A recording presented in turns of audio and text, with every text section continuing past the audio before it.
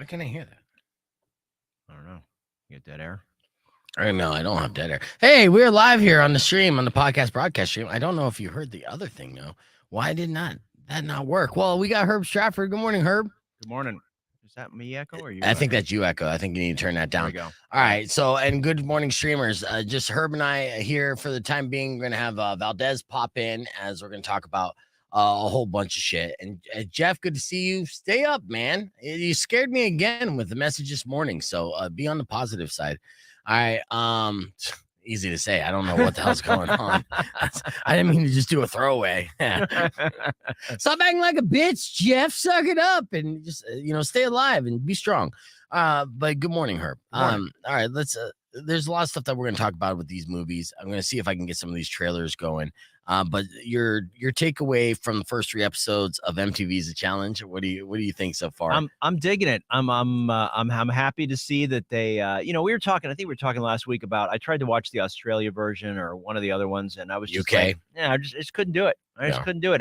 And I don't know if it was the combination of the host not being TJ, because I love me my TJ, or it was just I couldn't get into the characters. And it's interesting to me. I watch a lot of stuff, right? So sometimes like it's the format that's interesting, and sometimes it's the characters, right? So example of that, just to sidetrack, Love is Blind season 4 is coming out in a couple of weeks, and right. So, that's the one where the people don't see each other and they're dating through the wall and they have to propose before they see each other. And do they have glory holes in that show? And they do not. They should. That might be an interesting twist. Yes. And so, so this is season 4, and I'm watching and I looked at my wife and I'm like, I'm not sure I like these people, so sometimes it's not just the format, it's the people. Right. And I think the Challenge World Championships, I think they've figured it out that whatever they do to the format, they got to give us something we love, right? Which is these nutty characters that we probably wouldn't want to even be in the same room with. True. Right? True. But we enjoy seeing them totally screw their life up. Right. So yeah, I'm digging it. I'm liking it. I think it'll be interesting to see what they try and do, if this is something that's going to continue, because I don't know if there's enough. This doesn't feel like a multi season kind of thing. You know what I mean? This feels like a one-off. No, I don't think it is. And I'll say so. This is why I feel like people are detached from UK, Australia, and everything else. First off, there's no backstory, back drama, and you're going into a cold. It's kind of the same reason with USA. There were a couple characters there trying to create some drama, but they just focus on the competition and not the other stuff. But the global challenge kind of takes it back. They deck them out with this pimp ass mansion in South Africa, right? That's designed to fuck. Right. Yeah. They're loading up a booze. Their son. All they're doing is sunbathing all day, laying around half naked. No phones, no internet, nothing. Right. Yep. Right. And then with all the past like relationships and then intermixing, and you're finding you're seeing more personality of people who were on the previous spinoff season. So like Grant, all right off the bat, in the challenge, he was in the Australian version. He didn't win. And he was like a stiff. Like everyone complaining that he had no personality. Instantly, he's already ruffling feathers, showing some personality, putting his foot in his mouth. That's good. Another person that kind of benefited was it Ben from Survivor? Yes. He's showing personality. He's linked up with Casey, who's formerly Survivor as well. And right off the bat, that makes him more likable and not as vanilla. So those kind of things have definitely made a difference in my mind. Yeah. And then moving forward, now it's who's going to be fighting, who's going to be fucking, and then who's going to be winning challenges. Well, and at the end of the day, the whole thing here is you've got people like, you remember Mark, who had to sort of tap out because he got, too old to be competing like that, which I sort of feel like Johnny's on the edge of, and Wes only came back because the payday was big. At some point, all these players, they just tap out because it's hard. Yeah. Right? I mean, they're like having serious injuries. They just don't want to do it anymore. And I think also their significant others are probably like, I don't want you going away to some house that's just full of booze and reality show hookers is what Wes Berman said one time. Yeah. He was thanking his wife after he won. It's like, I got to take her to a nice honeymoon because she let me go away for 3 months with all these reality show hookers. Yeah. Yeah. That's exactly what they are. Go ahead and speak there, Valdez. And then I got to get you, I guess I could see if I can get you invited on your phone so I can get you on camera. All right. Top of the morning. Good morning, All right, Valdez. I'm glad you're wearing the hat in mourning today. It's actually for the ladies. Oh, yeah, good. All that's right. how he's All right. spinning it. That's All how he's right. spinning it. Here, I'm All gonna right. set up Valdez because I'm gonna put Herb on. You got your camera there. Yeah. So here, let me set up Valdez real quick. Yeah. You want me to take this one down? Here, no, I'll do it. Let me do. I keep it entertaining here on the stream. So there he is. I got him. Oh, you got him? Yeah. All right. Yeah. Well, I'm moving this too. Oh, get that out of the way. Yeah. Well, you know what? Use that mic. I don't This care. one? Yeah, I don't care if you don't have a muff. That's what she said. All right, I guess representing for the ladies. I like it. Well, you know what? I think the ladies are going to go further, obviously, than the men. So that's a safe bet. Yeah. Here, do me a favor, Valdez. You got to check this mic. Say, I'm Valdez. Check. I'm Valdez. All right, do it again. I can't necessarily hear you. Check. I'm Valdez. Don't say check. Just keep saying I'm Valdez. That's a check. I'm Valdez. A little bit louder. I'm Valdez. All right, let's see. Do it again. I'm Valdez. All right, there you go. All right, so that's Valdez, and we're good. Oh, playing some Nickelback right now. All right. All right, so, all right, John, I see you. I notice you. Every single comment, and I hope you're still in the stream. If you're still in the stream, comment right now, and I'll tell you exactly what's going on with KFMA Day, because I've been noticing your comments on all of our posts while voting for the March Sadness, which I do appreciate, but it starts with, I'm just here to request the return of KFMA Day. So if you're still on the stream, then I'm going to fill you in on all the tea about KFMA Day. All right. So once that comment comes, because the streamers, they already know. All right. And good morning and happy St. Patrick's Day. Do you normally do something for St. Patrick's Day? No, I feel like it's, that probably got a little Irish in me, but I don't, I'm not a big drinker. So I'm just like, green beer, like starting to drink at 8 a.m. I don't know. What? But by noon, you're passed out, right? And you can't start too early. No, you can. In fact, actually, you seem to go longer when you start earlier. Every year on my birthday, not recently, but when I was up in Phoenix, I would do a show called Tequila Sunrise, where we start drinking at 6 a.m. And it's actually an NAU tradition. And that's how I knew about that. So I would drink and start taking tequila shots, drinking Bloody Marys at 6 a.m. I'd be fucking bombed by noon, right? And then I'd look at the clock. Go, what time is it? 12 noon? Oh, I still got time. Yeah. And you got that kind of like renewed energy. You just keep going, man. So something about early morning drinking, it's easier to do than night drinking. And of course, your body clock is also, you're prepared. What's the earliest that you've ever started drinking? Oh, down in Mexico, probably 10 a.m. Yeah. You know what I mean? Day drinking is good. Don't get me wrong. I just think the idea of just like, hey, it's St. Patrick's Day. Let's just go get, S-faced is just, right. I don't know. No, and that you're right on. So, I do understand that. And I already booked a trip to Rocky Point. So I'm getting ready to drink in the morning and go all day again. I can't wait for that. What about you, Valdez? Yeah. Day drinking? So I went to NAU, so I know how that is. All right. It's fun when you're the person like partaking. You're like, yeah. And then I think like after 2 years there, I got hired from the sheriff's department, and we used to work intake at the jail. Not so much fun tequila sunrise. You're just getting drunks round the clock. Really? It's crazy. Yeah. Fun. In fact, actually, and I didn't know you went to NAU, so that's cool.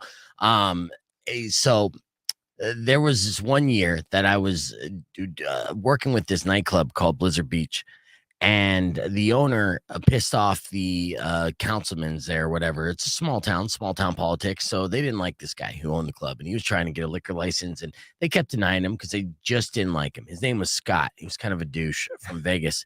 But I was his MC, right? And I was working at that club. And so I came up with a plan because I'm like, hey, if you're not selling alcohol, but can you still provide free alcohol for people over 21? And he's like, yeah. I'm like, you want to do that? And he's like, fuck yeah.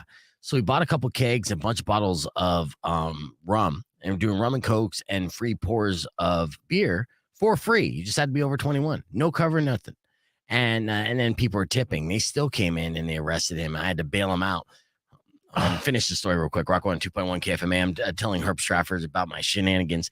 So after he gets arrested on Tequila Sunrise, He called me up and told me to get a bunch of money to go bail him out of jail. So I went to go do that, and I bailed him out of jail. But Flagstaff's such a small town, and their politics, they don't mess around.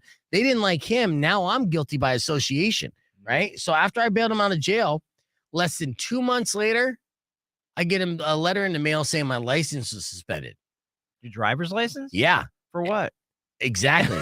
I didn't even have a car. And I'm just like, oh, and that was my clue. It was time to get out of Flagstaff. So, Wow. Yeah.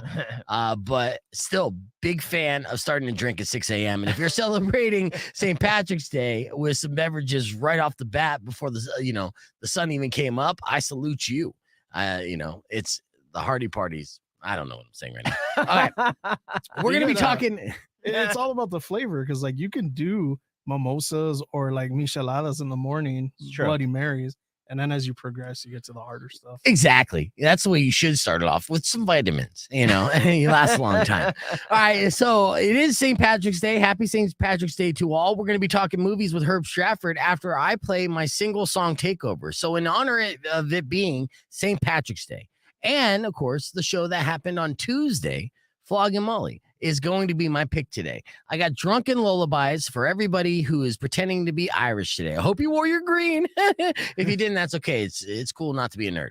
All right, but here is Drunken Lullabies, your single song takeover on Rock 102.1 KFMA. More Beef Vegan Presents coming up after this, but crank it up. All right, Claire. Let's hear a little bit of this. There you go. Super Irish there, and when I do the single song takeover, sometimes I still get a little pushback from Mac, right? A little bit, like I don't have it in the system or whatever the case. With Flogging Molly, when I told him, I tell him ahead of time sometimes what songs I'm thinking about playing. And I was like, I'm thinking about playing Flogging Molly. He's like, oh, absolutely. I broke them up in Phoenix. Right? So any song that he has an emotional attachment to that he actually helped debut and build from back in his run in Phoenix, then I know I could play all day long, whether it fits our format or not. Yeah. He's like, oh, yeah. Actually, I'm the one who started playing them first. All right, well, let me play them again for you in the memory of your legacy, my friend. So, all right. Gotta know the levers, man. Uh-huh. Yeah, I played that game well. We had a meeting with the president of the company this week. Did you meet him, Valdez? I did not. He's cool. He's super cool. He's been paying attention to what we're doing. I planted some seeds for some future opportunity, and because I want to help out not just the cluster but the company. Mm-hmm. And I got big plans. But he's super stoked about the show, and he was saying all these cool things. But even more importantly, I tried to introduce myself in a professional way. It's the president of a multi-million-dollar media compcompany, right? So what'd you do? So I see him in the hallway, and I'm like, "Hey, Jim, it's nice to meet you." I put out my hand to go shake his hand all firmly. So he goes to shake my hand, and he's a California bro. And he takes the handshake and he does like one of these. And I'm just like, oh, what the fuck's going on? Right? And then I'm like, okay, well then pound it. And then he left me hanging on the pound. I'm like, I don't even know what just happened. So you didn't make the impression you were after? No, I did. Well, first off, he made a better impression on me. True. Because I was thinking, okay, he's going to come in like a suit. He came in like a bro, like where I'm like, okay, this guy, we can go up to Vegas together and have a good time. Nice. That's my kind of, he's my demo, nice. So to speak. Yeah. So, it was really cool. And so that looks good. It looks like, at least I'll be seeing out the rest of my contract at the very least. Good news. Where's the applause button? Yeah, I got it. You got to drop, right? Yes.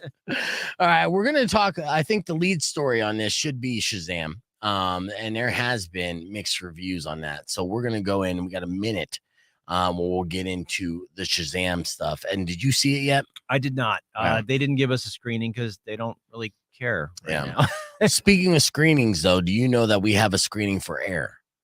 Yes, I'm going to that. Good. Are you going to intro that and all that? We haven't gotten that far, but yeah. I will. Are you going? Are you you invited? That's the most important thing. Well, because Mucho is in charge of that stuff. So this time I am invited. He gave me the heads up. I am excited about this movie.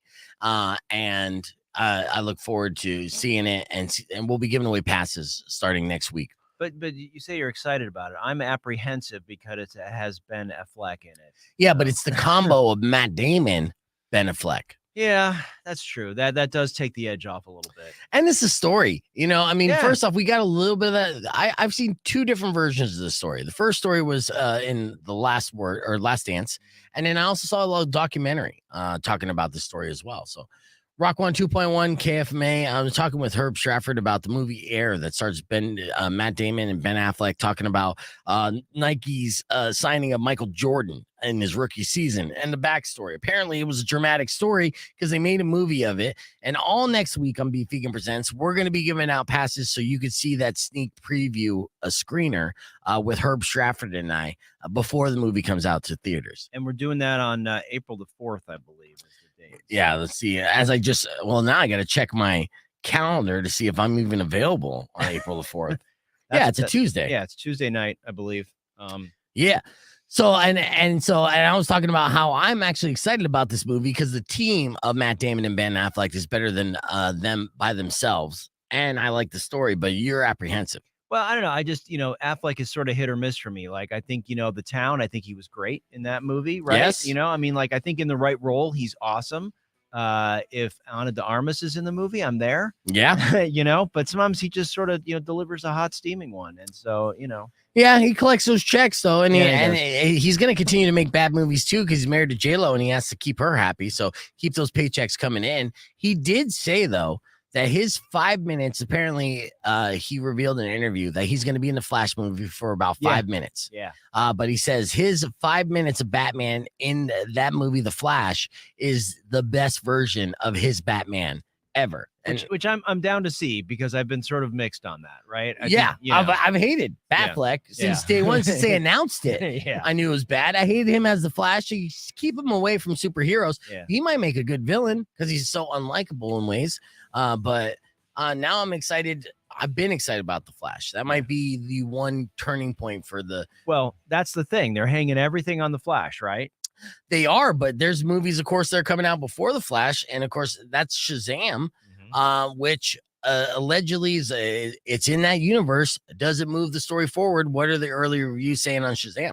It's a little mixed, but I will say Shazam is sort of a bright spot for DC because of that sort of, I mean, I guess this is sort of a false equivalency, but it's sort of like the Ant-Man, right, of the DC universe. So it's sort of the funner, goofier, not so super dark DC stuff. Zach Levi is great, right? And then all of a sudden you're throwing in all these other characters. You got Helen Mirren, who is really goofing on herself, which I think is really funny that at her age, all of a sudden she's just like, I'm going to do whatever the hell I want to do. Yeah. Right? Good for you. I mean, I don't know if you guys have ever seen Excalibur, but I mean, Helen Mirren was stone cold. She was really? Babe. Okay. I mean, when she was younger, she was a super hot English actress, and she broke in America. I would still date Helen Mirren today. Yeah, I would take old Helen Mirren in a heartbeat for sure, and I wouldn't even last long. So yeah, it's good to see her have fun. She's a villain in this.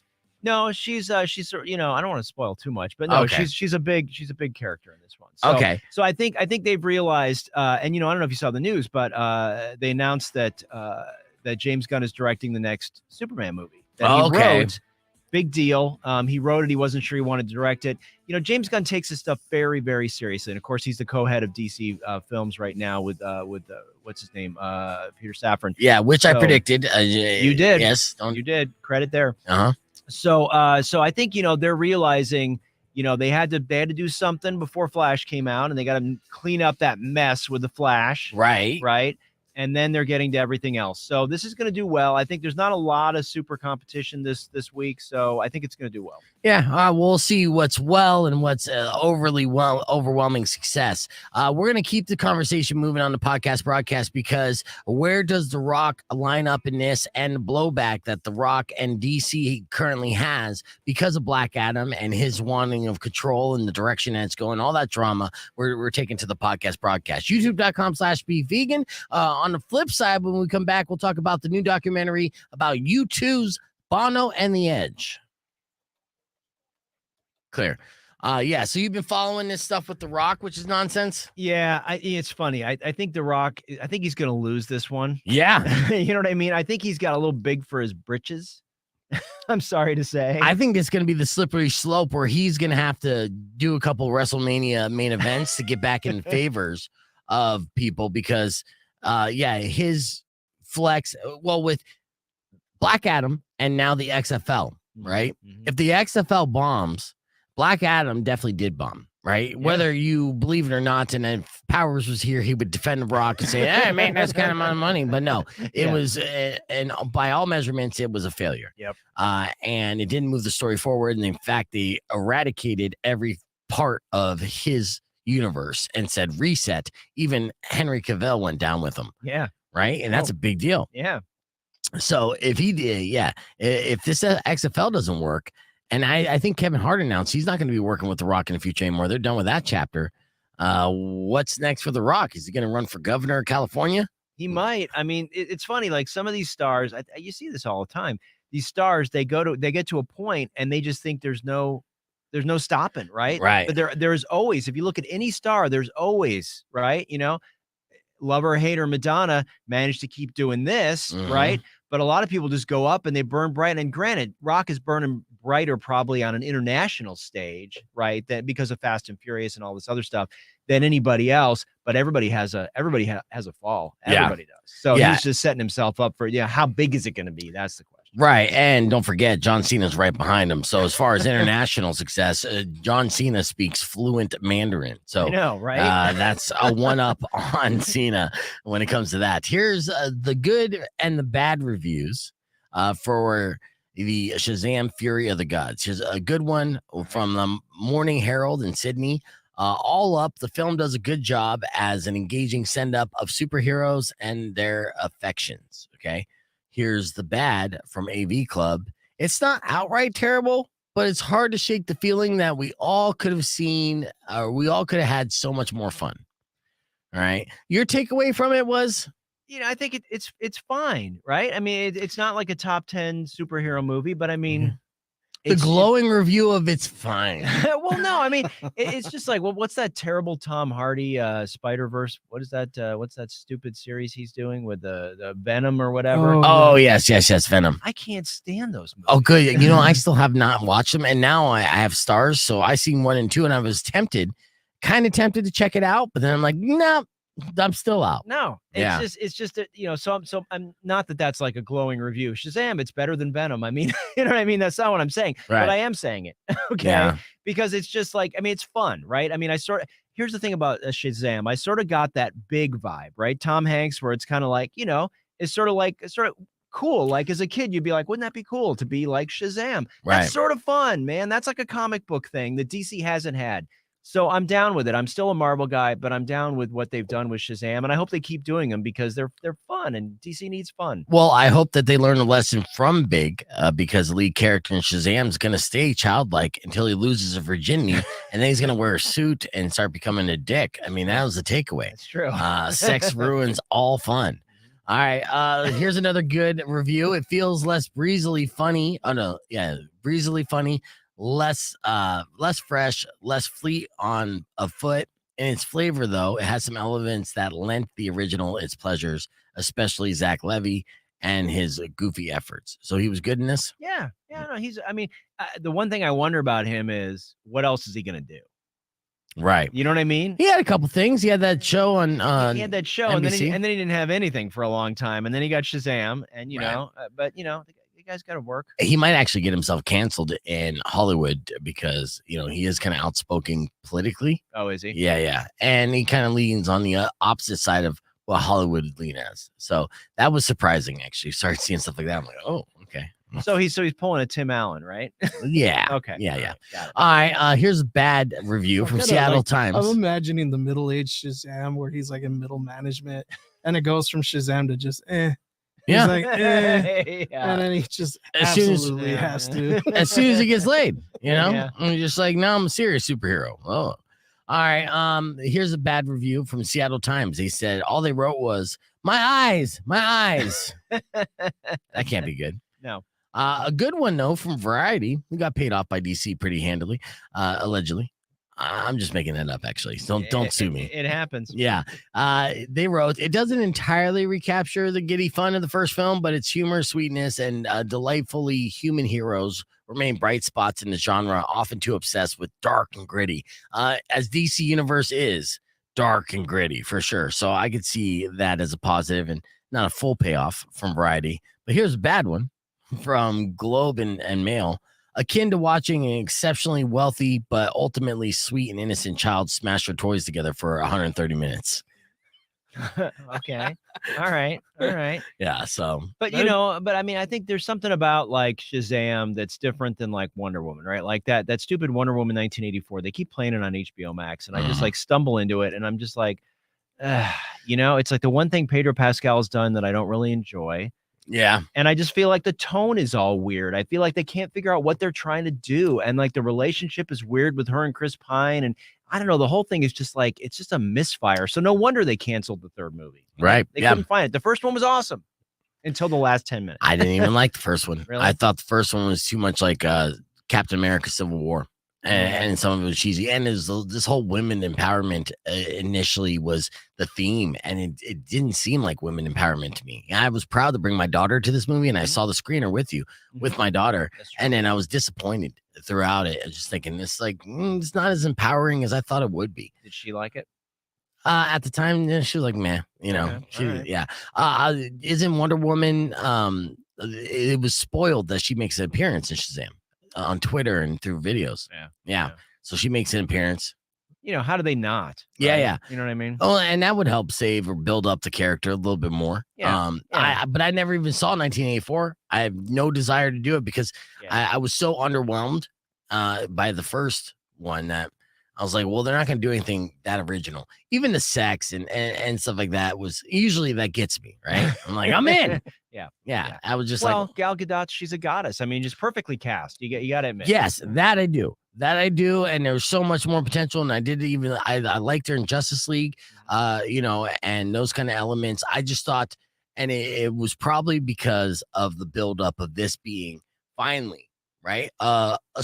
Like a role model for children and uplifting and strong. And I think it landed in, there's so many different cliches that were in that film, not only about the storyline, but essentially the empowerment. Didn't even feel like real empowerment. And if women were happy about it, then that's great. As an outsider and, the villain in the story, I'm just like, I think, bet you could do better, Let me ask you guys this, because you guys seem both versed on entertainment. So do you think, or do you feel, since Disney took over Marvel and Star Wars, that we have oversaturation because there's TV shows, movies, like characters in the background now have their own like TV show and spin-offs. So they're just mass producing all this stuff when Marvel, when it's its own thing, we would have to wait a couple years between movies and that would get us salivated and happy. Now it's just mass produced in your face. And I feel like DC's trying to catch up and they're vomiting the same stuff out also, like at a rapid pace. I think that was the case, but that might be changing under the new run. But there are a lot of things announced. So do you think we need a break? Like, do we just kind of and that's what Disney thinks they're doing with Star Wars by not doing any movies and just focusing on TV. And then, canceling stuff that they had talked about, like Patty Jenkins was going to do Rogue Squadron, and then they canceled that. But I mean, to your point, Valdez, I mean, I think in this mass consumption, environment where there's just like 10,000 things competing for your attention all the time, they're gonna kill the golden goose, right? I think you're right. But I think the pushback from some folks about, oh, these comic book movies suck. It's like, no, they don't suck. They're just not for you, right? And it's like, if there's an audience for them, they're gonna keep making them. Just don't watch. No one has a gun to your head to watch, an obscure film or a TV show or a spinoff. But on the other side of that, they are taking up a lot of resources, right? They're spending a lot of the money. Other things are not getting made, but they're not getting made because there's not an audience for it. I mean, honestly. That's true. Well, Todd said on the stream, before Disney got Marvel movies sucked, full stop. So that's his opinion on there. Right. Bob Iger, who is currently president and CEO of Disney again, recently stated that they are going to be scaling back, but he wants to scale back the budget on movies, particularly Marvel movies, right? So that was a public statement, I think he said, to stockholders. So will there be that kind of output of Marvel in the future?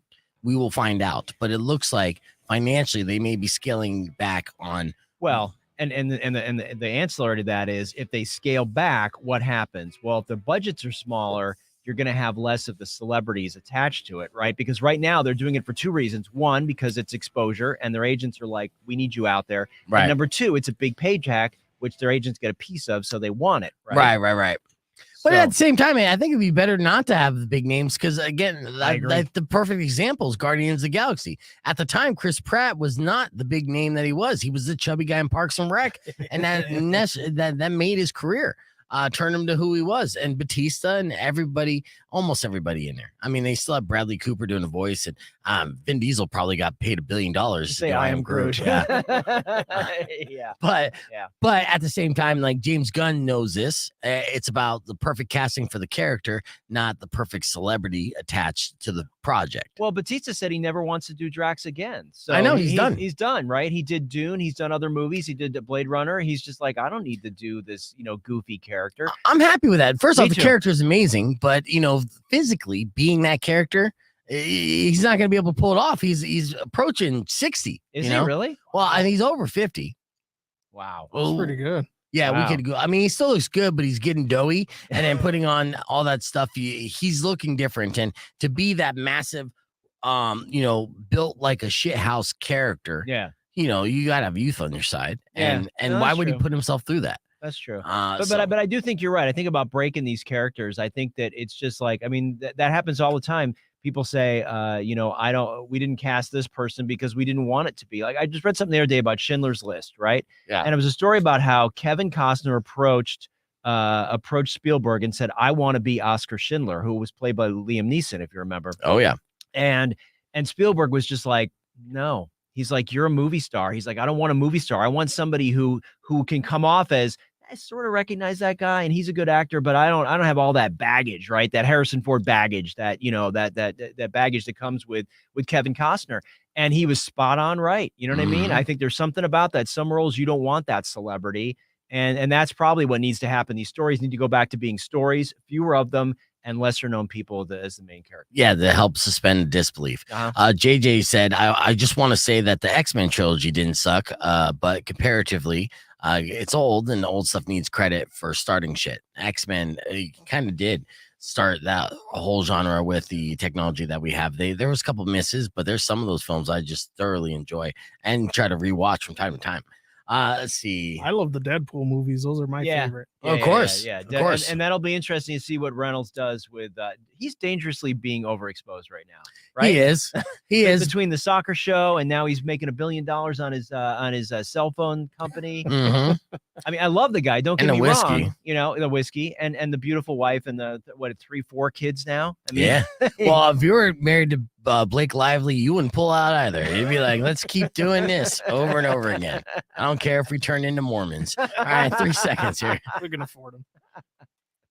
Rock 102.1 KFMA. Welcome back to Beef Vegan Presents. Hanging out here with film critic Herb Stratford. And there's a new documentary featuring Bono and The Edge and David Letterman that's dropping on Disney Plus. Yeah, so David Letterman, after he stopped doing the Late Show, he started doing that show. What my next guest is, or whatever that show is, right? And so, because everybody loves Letterman, right? I mean, and now it's Letterman plus beard. I mean, how do you go wrong with that? Yeah. So basically, think of this as, do you remember we talked about this? Remember when Rick Rubin did the McCartney special on Apple TV, like McCartney 321 or whatever it was called? Yes. So I'm loving the fact that there's an attention being paid to these iconic acts before they're gone, right? Yes. And so to me, this is basically, if you think about this, and we can argue about this, but I sort of feel like Bono and The Edge are sort of a McCartney and Lennon kind of duo, right? I mean, that's maybe a strong argument. I wouldn't disagree with that, especially during the 80s. And I mean, how big and iconic you two are. I mean, obviously, as they got older, you get everything that's cool becomes uncool eventually. And when they put the album on everybody's iPhones, that made them very uncool. That But was a very bad move. yeah, But and I mean, granted, I'm not taking away from from Lennon and McCartney, because obviously they're different because they're both songwriters, whatever. But I mean, Edge is the musical half that makes us tolerate Bono, right? Yes, yes. So the idea that they're getting this attention, I love it. The idea that Letterman is our our cipher, our lens. We're seeing these guys, and they go back to Dublin, and it's just really cool to hear them sort of talk about how they, where they came from, and their roots and their music and their collaboration. Makes you sort of feel bad for, Larry and Adam, because they're not in the picture. But I mean, honestly, they're second string. And maybe it was their choice. Yeah, well, might have been. Maybe not. Maybe they're too busy in their mansion counting money. Yeah, it could be. Yeah. So definitely Disney Plus, definitely worth checking it out. The other thing about this I think is interesting is Disney, again, super smart Disney, adding tons of subscribers where everybody's shedding subscribers. They're like, you know what? My kid's going to watch Lilo and Stitch for the 15th time, but I'm paying for Disney Plus. Oh, look, there's something on YouTube. I like YouTube. Smart, right? Counter programming. Yeah, they do. They definitely have to, get that umbrella open. It's very interesting too, because Disney owns Hulu as well, but it looks like they might potentially be spinning off or selling Hulu, and then all those properties they still kind of own. Will they be incorporating those and bringing them over to Disney Plus and just trying to make one streaming service as opposed to a bundle? There's a lot of unanswered questions right now. We just know that there are too many streaming services to pay for all at once, Yeah. And if you have all of them and you're not stealing them from family members, well, then congratulations. I guess you made it in life. But at the same time, the rest of us, we can't afford that nonsense. No, we can't. I mean, and as a critic, I don't get everything for free. I pay for this stuff, and I can't afford it. It's just like sometimes I'm just like, send me a link, because I'm not paying for your garbage station where there's nothing on there, right? You're streaming, right? I mean, I still haven't seen some stuff that's out because I'm waiting for it to pop up somewhere else, and it will. They all do that. They shuffle it around. And then you've got things like Friends, or you've got these other things that, all of a sudden, like Peacock pulled Friends back, right? Yep. They got rid of Arrested Development off of Netflix, which is, crushing, right? I mean, there's some great stuff. So I think you're right. There's a reckoning coming, and I don't know what it's going to look like, but there's no way this is sustainable. Well, I do have a theory, and I'm going to take that to the podcast broadcast stream, youtube.com/beefvegan. We got more with Herb Stratford, and I'm Valdez. Coming up next, the Beef Vegan Presents. Don't go away. Sorry, I don't mean to steal your gimmick there, Valdez. No, you're good. All right. All exposure is good exposure. Yeah, it is interesting. So Arrested Development is back where? I don't even know if I don't even know if they put it anywhere yet. They just pulled it, and it was like, what do you mean you're pulling it? That's you can only watch it so many times. So, what I'm seeing. Yeah, but it's comfort food, man. You're like, oh, I could watch an episode of that. That's true. That's true for a lot of people. That's how it is with Seinfeld or The Office, or I know The Office for sure. Yeah. And I've done that, many times. I the only reason why I don't just have The Office running in the background in my house on Peacock is because I have the commercial version. Yeah. But if it was commercial free, I would do like I do with The Challenge, which I don't even know how many times I've watched these episodes now. It's fucking ridiculous. My girlfriend's concerned. I go to sleep, dude, and I'm in competition. I'm full blown. Nice. But which competition are you in? That's the question. The early seasons. Okay. Yeah. Like I'm banging Tanya and Veronica. And I guess there are competitions in there too somewhere, but yeah. I'm more like my scenes are usually inside the house. Okay. Yeah, in between challenges. All right. But I do feel like, so you're seeing I have Stars package, which I don't know if Stars is owned by Disney. I mean, most stuff is owned by Disney, probably, but I do see a lot of Marvel stuff on there, and there is a way that like a property can steal out one service, streaming service, and then you put it on another, and it's the number one trending thing again, right? And it's like another audience seeing it all over again. So it would make sense, these companies who own these intellectual properties, to have them on their stream services, of course, but then also take them off for a little bit and then sell them to somebody else to make the money off of that, and then bring it back and then renew it. It's like what Disney used to do. I don't know if you remember years ago, Disney would be like, from the Disney vault, and they would be like, Cinderella for the first time in 20 years, and they would sell the VHS and try and make everybody go, oh, I gotta buy it. Right. And then they'd put it back in the vault, and it's like, oh, come on. Yeah. Still waiting for Song of the South to come out of the vault. Yeah, well, keep waiting. Yeah. Yeah. There's some great Disney stuff that's never going to see the light of day. And by great, I mean, But yeah, there's some horribly racist Mickey Mouse stuff and sexist stuff. There's early Mickey Mouse cartoons where he's just like wailing on Minnie. I mean, just like beating her up. And it's like wow. Oh yeah, I remember that growing up. Like, you know, Oh, yeah, it was after Tugboat Mickey. I think it's called like Trailer Park Mickey. Yeah, that's right. Yeah. So there's stuff they'll never release, but you're right. There's an interesting thing about that. But it's funny, some of this stuff I don't think it plays well. Like I was watching some reruns of Friends the other day, and I was just like, this isn't really good. I'm like, I mean, I know I loved it when it was airing originally, but I'm just like, laugh track, you know what I mean? And just like it feels like it's overly written, and you're just like everybody's sort of mugging, Ross with the monkey, and I'm like, oh my god, seriously? It's because we got spoiled by the golden age of television over the 2010 on, and even a little bit before that. But yeah, the writing went too good, and it's only going to get better with ChatGPT. So, Beef, you said you have stars, correct? I did. Well, yes. So the guy that banged my girlfriend back in the day, she has his Amazon Prime account, and we subscribe to everything. It's amazing. As a wrestling mark, do you watch that show Heels? I was watching it, but then they didn't renew it for a second season, right? What? Now you just bummed. So I'm paying $3 a month for nothing. That's the only reason why I have stars. I haven't heard anything about them renewing it. We'll see. Let's see. Manny said, I like Van Wilder. Makes me appreciate kids of rich parents and the struggles they have. Van Wilder is based off of comedian Bert Kreischer's life. And legitimately, because it was a Rolling Stone piece, Bert Kreischer was the real life Van Wilder. He was a party animal. He just stayed in college for like 7 years, didn't necessarily major in anything, and had legendary stories. And they took that and they used his life for the film. And he thought about suing the makers of the film. And his agent at the time, because he was a comedian up and coming and, was getting into acting, doing TV shows, his agent gave him a wise proposition or question. He said, well, here's the thing. Do you want to sue or do you want to work? Right? These are your two options that you're going to have in life. You could sue and you'll probably win and get some money and never work in this town again. Yeah, exactly. Oh, or you could work. And he's like, I want to work. So he did. And he just released a new comedy special on Netflix, and it's fucking amazing. He is hilarious. His stories are always amazing. And he's a super nice guy too. Humble brag. I had him hanging out at my house one time for a couple hours when he was coming up, and he was hosting the Travel Channel. But yeah, when you get a chance, check out that comedy special for sure. He takes his shirt off and he's getting fatter, and just sitting there with his beer belly out. This is why you love. I have no idea what that's like. To take your shirt off? Are you the guy that wears that big shirt in the pool, Valdez? I am. I don't even know how to swim, so I just kind of wade. Yeah. You don't have to go all the way into the deep end, bud. We're going to have to throw a pool party here soon.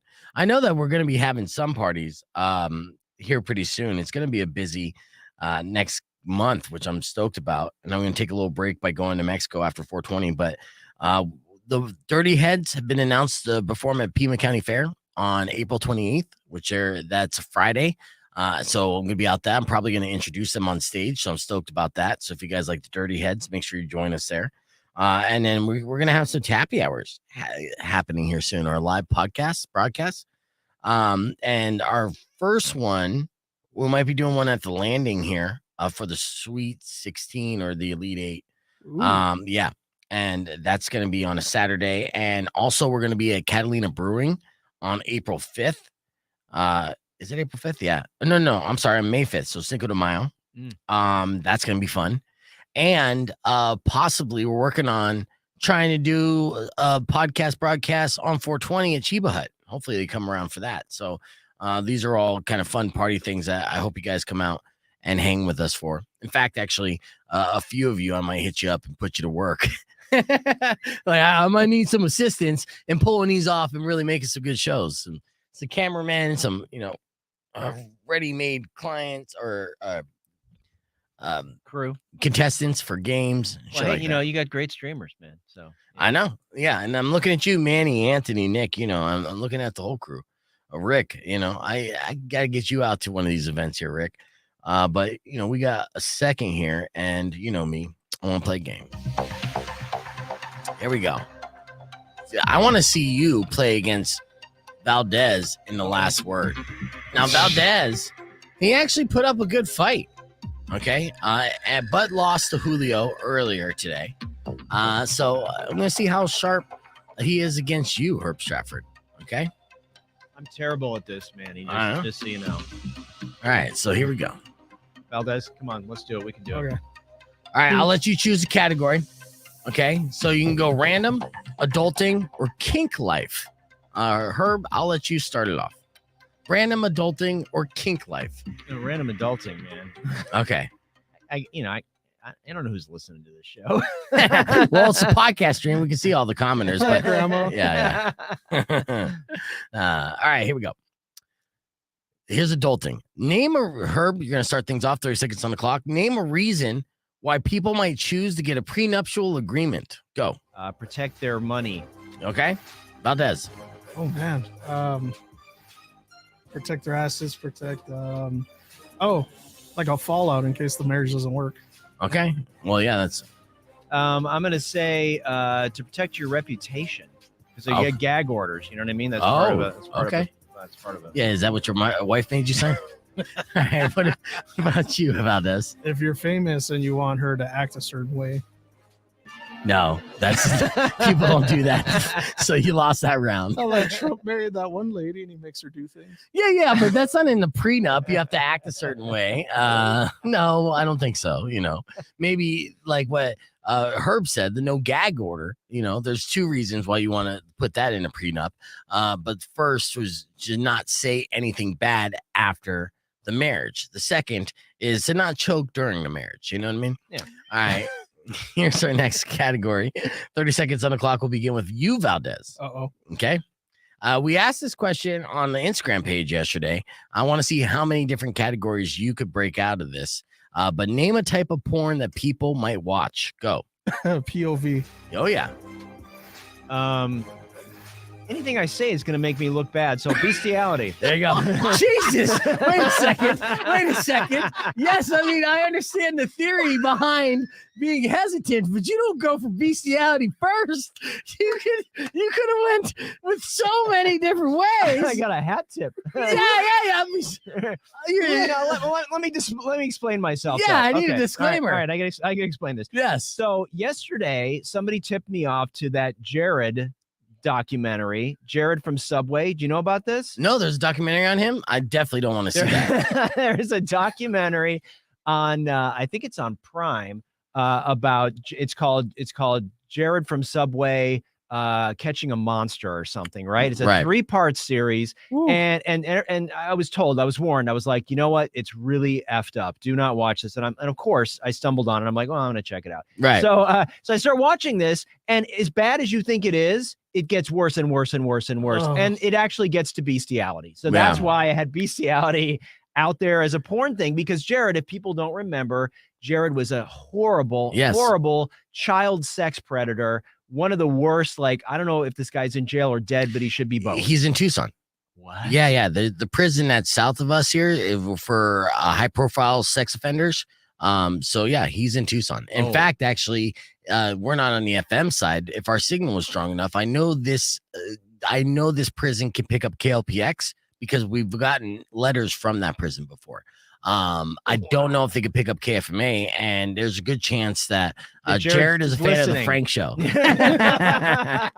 right, he's not listening to you. All right, so I can say how sick this story is. Does it mention, because I followed this case from day one and I boycotted that restaurant ever since. Does it mention how there were franchisees, owners, and other people trying to whistleblow on this guy for years to corporate, and then the corporate just turned their back on it and blind eye? Just a little bit. See, that's a problem because they need to focus on that tidbit more so. It was literally saying there was franchisees, owners, where Jared would come out for these store openings and say, "Oh, look at that kid over there, I want to fuck that kid," and to the franchisee, and they would immediately go to corporate and say, "Hey, your mascot says he wants to fuck children in public." Yeah. And they're just like, "Oh, okay. Well, we're gonna make Jared's kids club meal next." Like, so in my mind, there's only one or two conclusions. Like, A, they put people over pain, profit over people,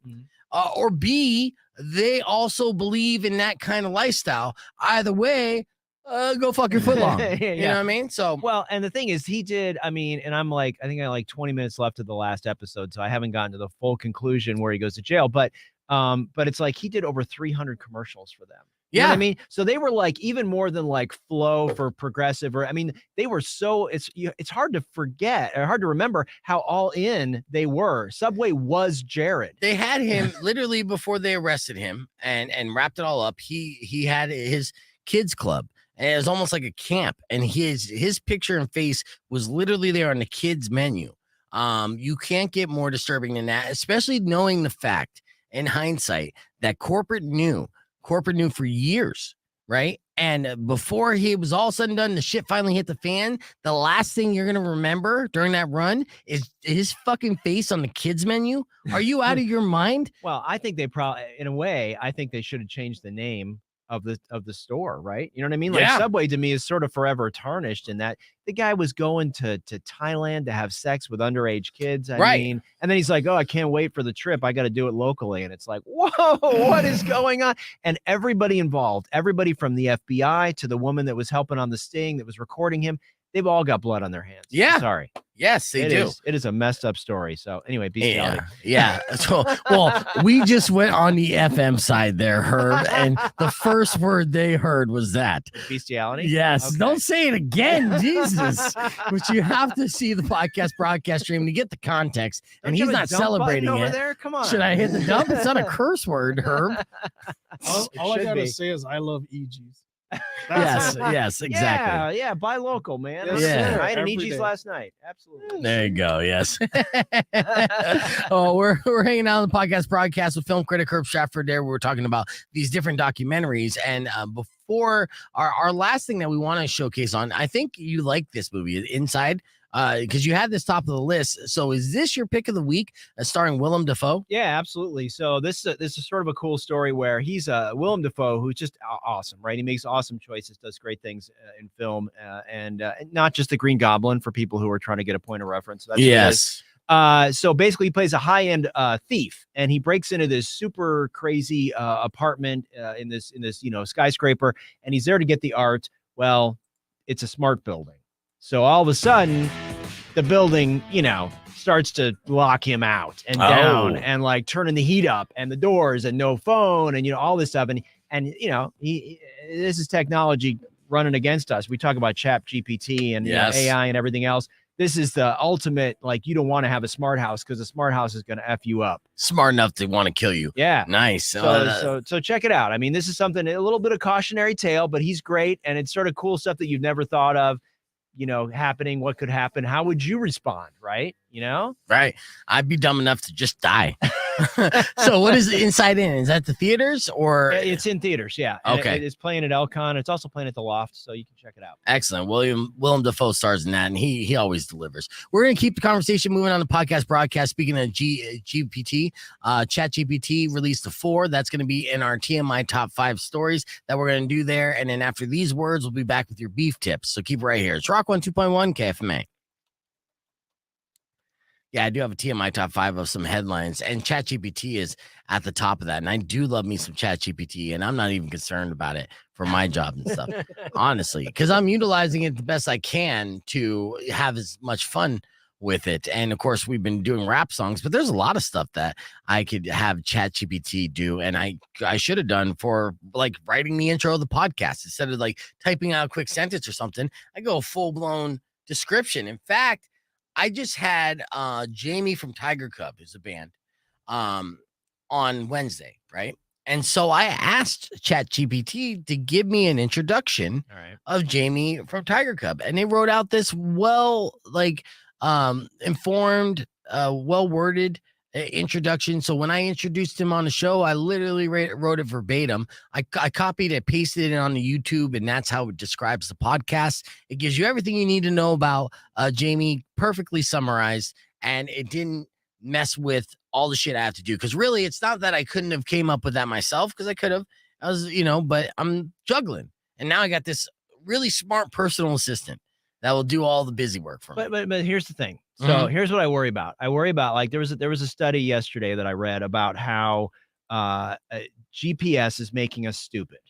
Yes. Did you read that whole thing where like if we don't ask, like because we're not having to figure anything out anymore, right? GPS just walks you right to it. So I worry that we're headed for a dumber future where like we don't even have to think, talk, just hit the button talks for me, right? I mean, I'm worried about it. It could happen. Well, you should be worried, and I'll give you another stat, in fact, that you're not going to be happy about. But I came across this earlier this week.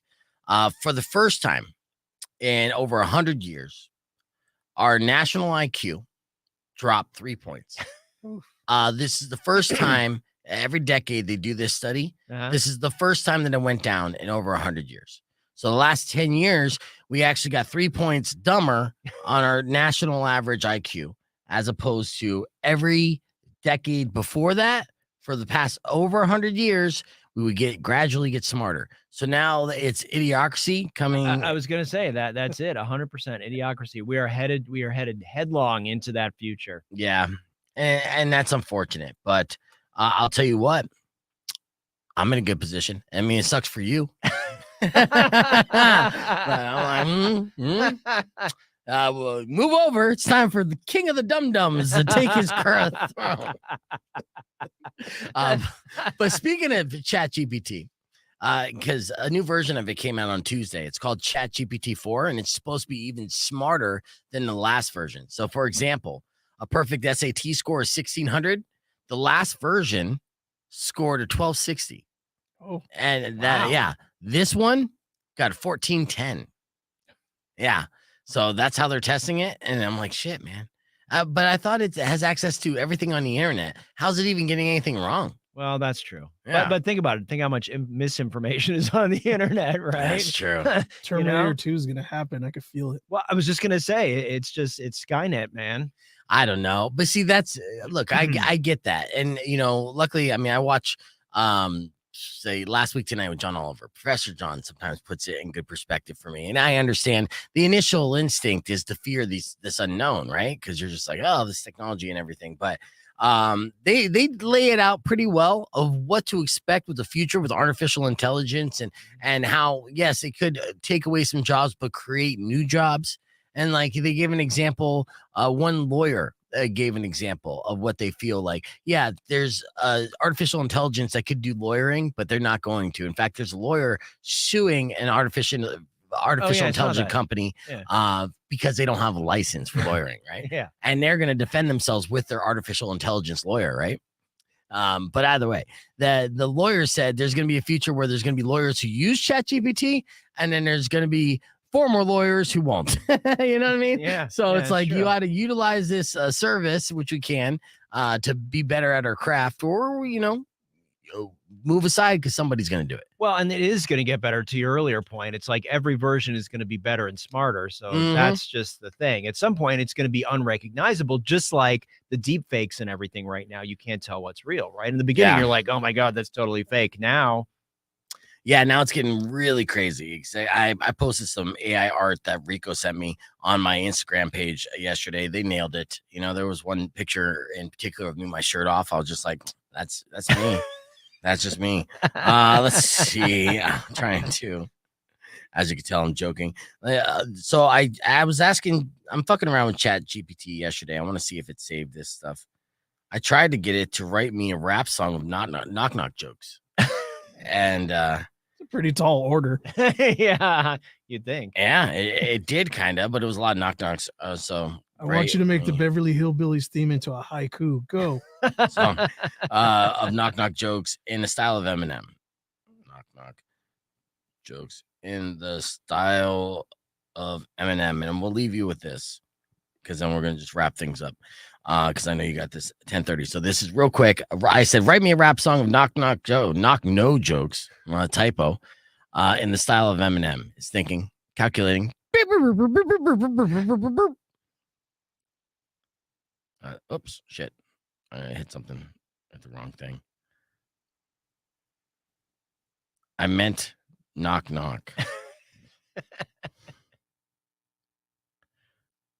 So it would get what I'm saying. Okay. Yo, it's ChatGPT here to drop some knock jokes. Get ready to laugh. I'll leave you in a chokehold because it's in the style of Eminem. Oh, okay. Knock, knock. Who's there? Boo. Boo-hoo. Boo. Don't cry. It's just a joke. You know, it's going really slow for whatever reason. You know it's true. So that was knock, knock. Who's there? Boo. Boo-hoo. Don't cry. It's a joke. You know it's true. Knock, knock. Who's there? Lettuce. Lettuce who? Let us in. It's cold out here. That's that's what we'll do. Here's the chorus. Knock, knock. Who's there? It's still typing slowly. I'm the king of knock, knock jokes. Got jokes for days. They'll make your heart they'll make your heart stop. Knock, knock. Who's there? It's typing. You can't deny. These jokes are fire. They'll make you laugh until you cry. All right, there's a rhyme. All right, let's get out of here. Thanks, Herb. Thanks, Valdez. Thank you guys for streaming as always. Later. We'll catch you on the flip side on Monday. I got tons of tickets to give away. Hope to see you tonight at Tucson Roadrunners. And if not,